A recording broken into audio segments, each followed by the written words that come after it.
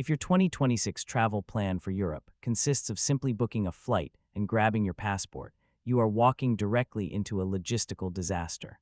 The Europe you once knew has transformed into a high-tech digital fortress where a physical passport is no longer the only key required to get through the front door. Subscribe to Travion IQ for more updates.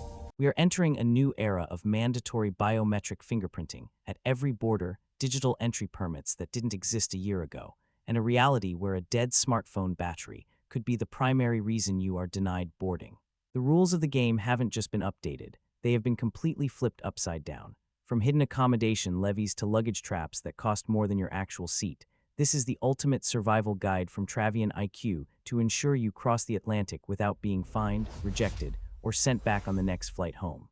Stick with us until the end, because one specific change is actually going to make your return journey much easier, but only if you know how to navigate the system. Let's begin with a change that marks the end of an era. The death of the physical ink passport stamp. For many of us, that satisfying thump of a rubber stamp was the ultimate souvenir of a trip abroad. However, losing that stamp isn't just about losing a memory. It means that from now on, a centralized computer server, not a human officer, decides whether you are a welcome guest or a flagged overstayer.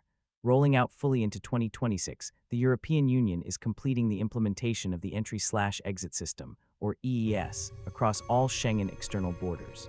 Instead of an officer manually flipping through your pages to calculate your stay, you will now face a high-tech kiosk.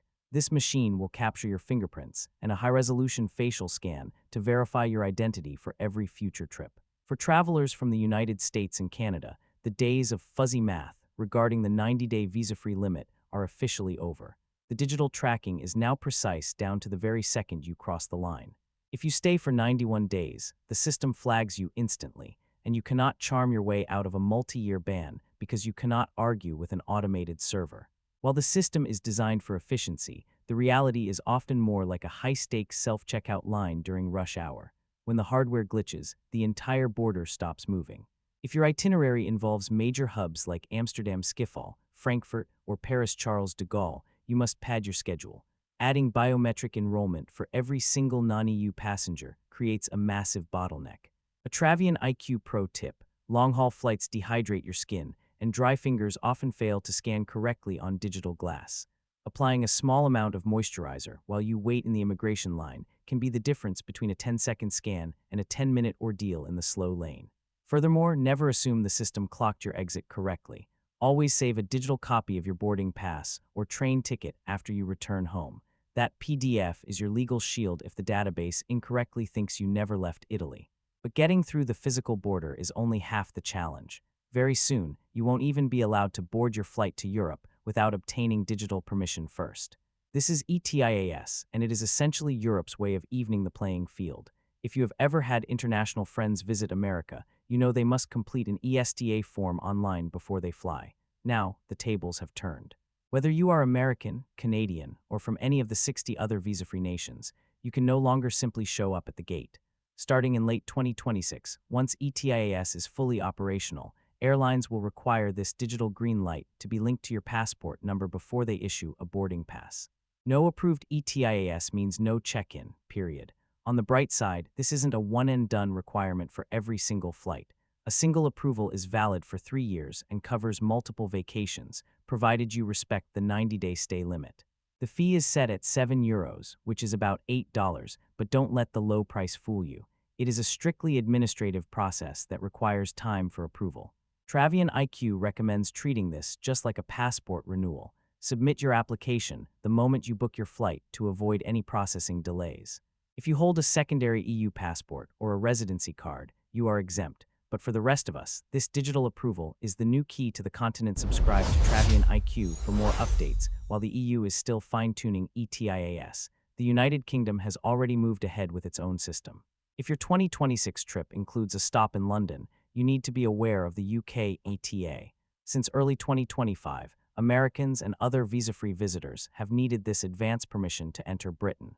If you're just changing planes at Heathrow and stay airside in the terminal, you are generally exempt. However, the moment you collect your luggage to recheck it or leave the airport for a hotel, you are crossing the border and must have an approved ETA. The fee is roughly $20 and is valid for 2 years.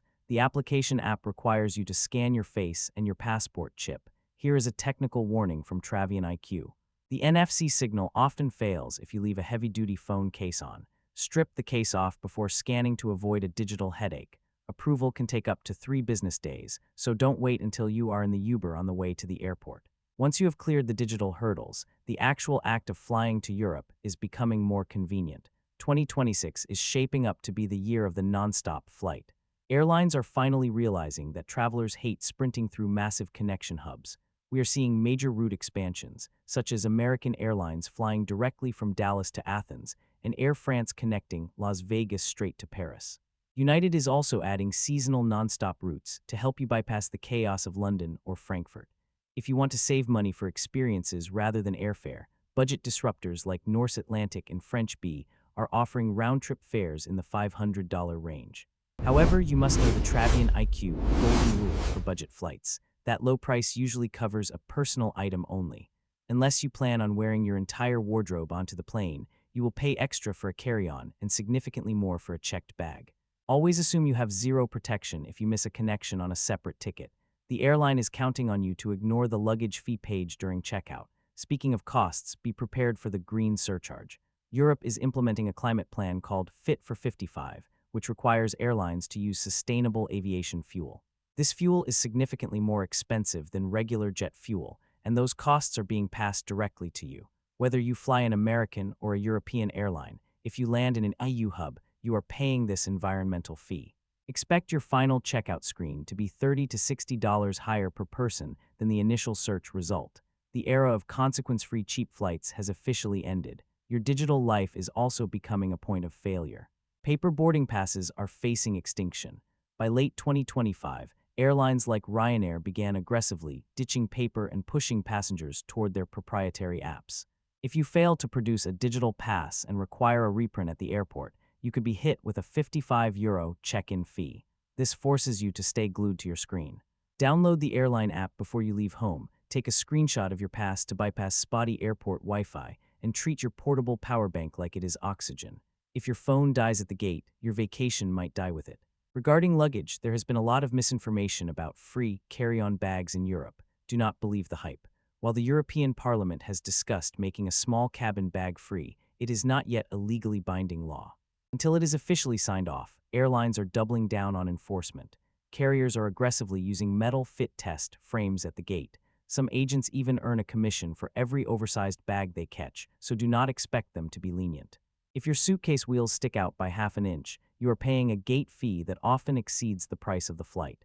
Measure your bag at home, and do not try to squish it into the frame if it's clearly too large. It is a $70 gamble you will likely lose. There is, however, some fantastic news for those looking to explore Eastern Europe. For years, traveling to Romania or Bulgaria was a logistical nightmare involving multiple passport checks. But with the full implementation of Air Schengen, those internal checkpoints are gone. Flights between these countries and the rest of the Schengen Zone are now treated like domestic flights. Once you clear immigration at your first point of entry in Europe, you are finished with the paperwork.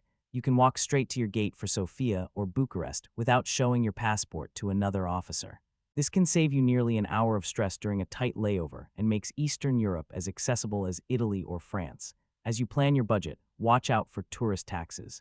Greece has introduced a climate crisis fee, and Venice now charges day trippers just to enter the historic center.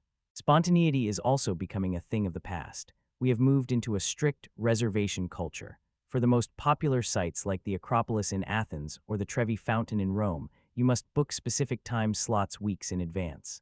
Just walking up to a world-famous landmark in 2026 is a fantasy. If you don't have a 15-minute entry window reserved, you will be turned away. Finally, there is one rare piece of good news for the flight home. The US is expanding a one-stop security pilot program. If you're flying home from select European hubs like London Heathrow, you might be able to skip the secondary TSA screening when you land in the States. This means no taking off your shoes or pulling out your laptop after an 8-hour flight. You simply walk to your next gate. Europe in 2026 is not off-limits, but it is no longer a place for the unprepared. The days of winging it are officially over. But if you have the right apps, your digital approvals in place, and a physical tape measure for your bags, you are going to be ahead of the crowd. While everyone else is stuck arguing with a digital kiosk or paying a baggage fine, you will be heading straight for your first meal in the city. If this Travion IQ guide saved you a headache or a few €100, please hit the like and subscribe button. Tell us in the comments which change sounds the most annoying to you. Go enjoy your journey, and we will see you in the next one.